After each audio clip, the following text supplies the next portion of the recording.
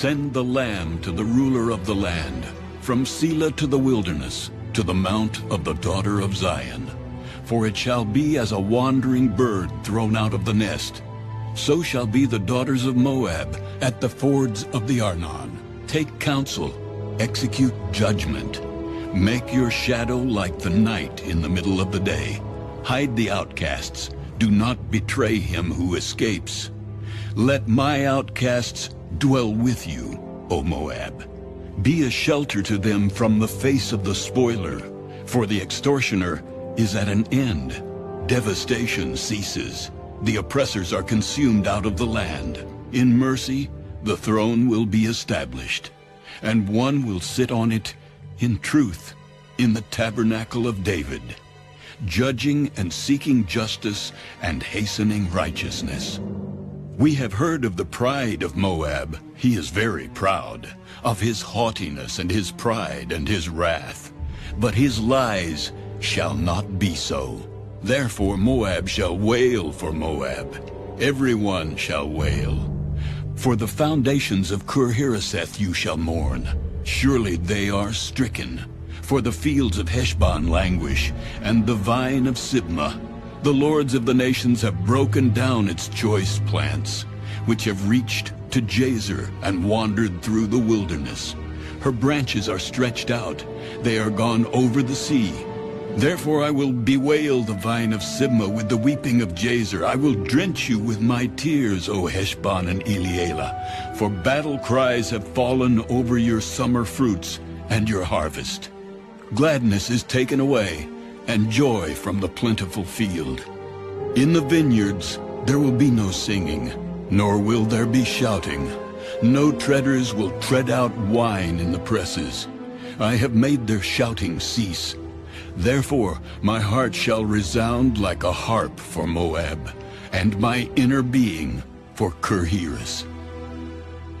And it shall come to pass, when it is seen that Moab is weary on the high place, that he will come to his sanctuary to pray. But he will not prevail. This is the word which the Lord has spoken concerning Moab since that time. But now the Lord has spoken, saying, Within 3 years, as the years of a hired man, the glory of Moab will be despised with all that great multitude, and the remnant will be very small and feeble. Isaiah chapter 17. The burden against Damascus. Behold, Damascus will cease from being a city, and it will be a ruinous heap. The cities of Aroer are forsaken. They will be for flocks which lie down, and no one will make them afraid. The fortress also will cease from Ephraim, the kingdom from Damascus, and the remnant of Syria. They will be as the glory of the children of Israel. In that day it shall come to pass that the glory of Jacob will wane, and the fatness of his flesh grow lean. It shall be as when the harvester gathers the grain and reaps the heads with his arm.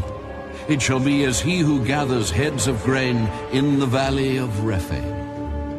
Yet gleaning grapes will be left in it, like the shaking of an olive tree, 2 or 3 olives at the top of the uppermost bough, 4 or 5 in its most fruitful branches. Says the Lord God of Israel. In that day a man will look to his Maker, and his eyes will have respect for the Holy One of Israel. He will not look to the altars, the work of his hands. He will not respect what his fingers have made, nor the wooden images, nor the incense altars.